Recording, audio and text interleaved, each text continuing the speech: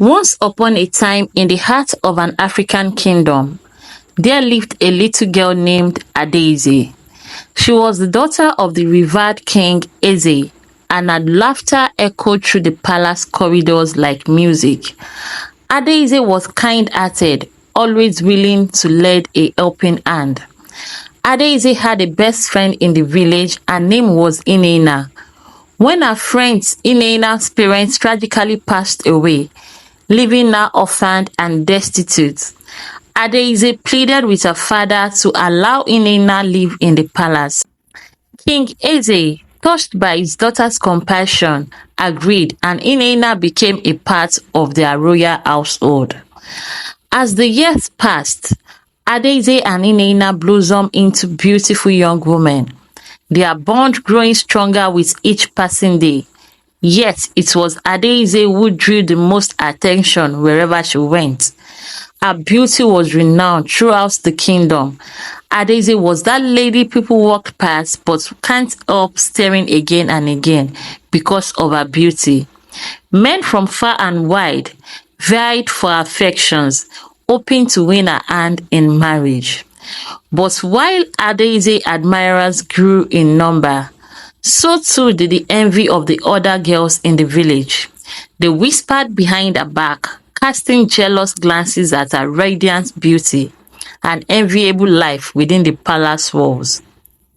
One day, Adaeze and Inena went into the village square to catch some fresh air. While walking, an handsome young man called Uche walked towards them, approaching Adaeze and complimenting her beauty. Adaeze, being an humble princess, smiled back at him and they had conversations.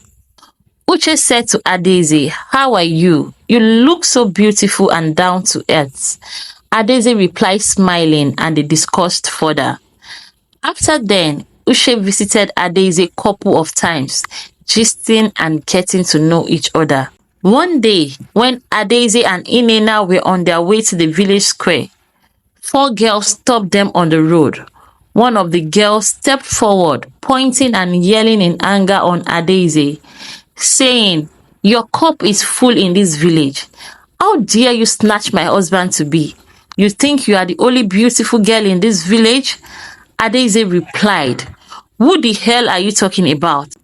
I'm too beautiful to snatch your husband to be. I mean, I have a lot of men to pick from. I don't snatch husbands. They come looking for me." One of the girls responded, saying, "You are pretending. You snatched Uche from her." After the back and forth, Princess Adaeze and Inena walked away. Inena said to Adaeze, "I'm angry you did not allow me to deal with those girls. What nonsense was that?" The following day, Uche came as usual to see Adaeze, but instead of a charming smile, she frowned at him and told him about the episode that happened the previous day.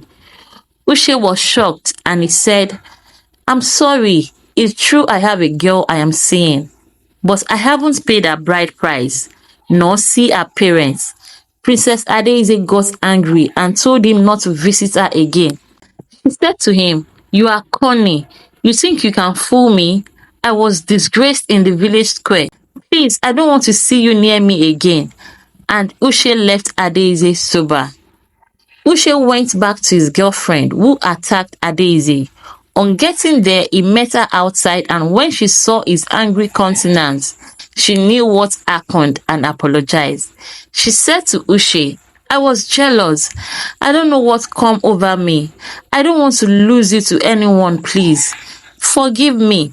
Uche looked at her and yelling, saying, "I don't want to see you again and I don't want to have anything to do with you again. You are too desperate and I can't marry you." Uche walked away as she fell on her face and started crying. One day, during a royal gathering, Adaeze caught the eye of a visiting prince named Emeka. Handsome and charming, Emeka was instantly smitten by the princess' beauty, and the two soon found themselves drawn to each other, their hearts entwined in a blossoming romance. However, as their courtship deepened, Emeka invited Princess Adaeze to his father's palace to meet his friends. He made preparations, telling his friends how beautiful Princess Adaeze was, and they all couldn't wait to meet her.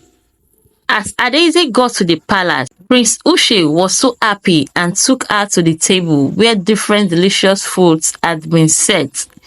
He then proceeded to tell his friends to come and meet Princess Adaeze.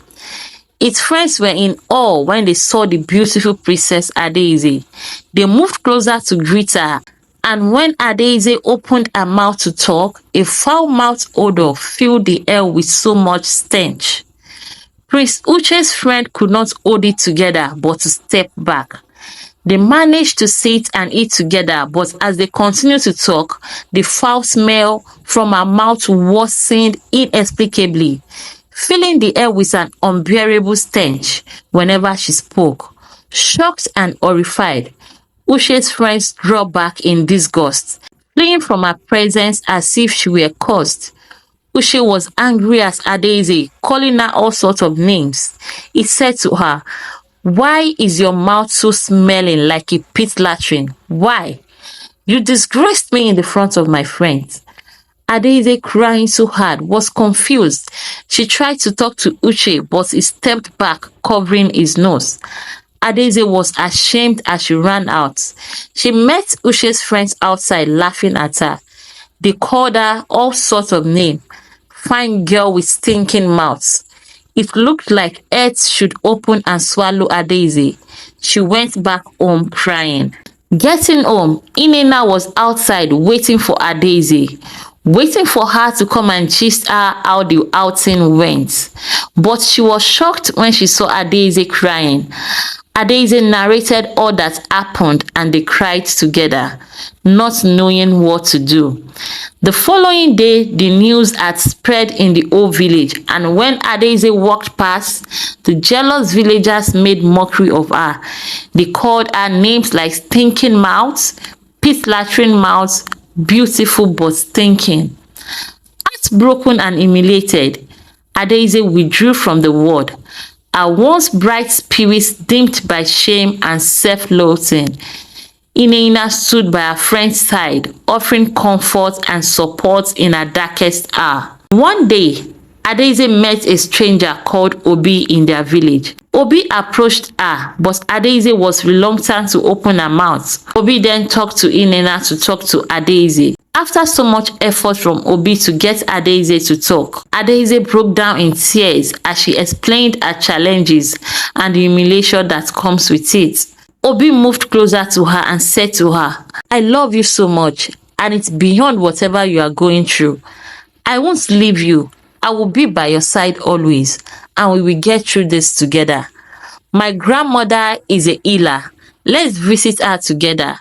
I'm sure she will do something about it." The following day, Obi and Adaeze went to see his grandmother. When they got there, Obi explained everything. Grandma consulted her oracle. She clapped her hands together and a black seed fell down. This symbolized evil. She shook her head and said Adaeze was afflicted by one of the people close to her. She told Adaeze to get a white dress, go to the village river and dip herself in the water 3 times, and all her affliction will go back to the person who afflicted her. The following day, Adaeze and Obi went to the village river, and she did exactly what Obi's grandmother told her. She came out of the river looking sad, but Obi reassured her that the affliction was gone. Adaeze returned home, that day being the day Inena brought her in-laws to the palace to meet the king. As Adaeze and Inena made eye contact, people started moving back as Inena spoke, as the mouth odor coming out from her mouth is enough to take a life. Inena knew what happened to her. She broke down in tears and said, I was warned not to do it. I didn't listen. I'm sorry, Adaeze. I afflicted you with the mouth odor. I was jealous of you. You have everything going on well for you. You have so many suitors and your beauty is so radiating. How can only you have it all? You stole Prince Uche from me. He wanted to approach me first, but you stole him with your beauty. That was why I consulted an herbalist who afflicted you with mouth odor. I'm sorry I did not know what came over me. Adaeze fell down on her knees and cried profusely, saying to Inena, "You had no one, I helped you. You had no clothes, I gave you. You had no home, I gave you shelter. You had no food, I fed you. And this is all I get?" Inena in-law and her husband-to-be left angrily, saying their son can't marry an evil woman. Inena apologized, but she lived with the ailment for a lifetime.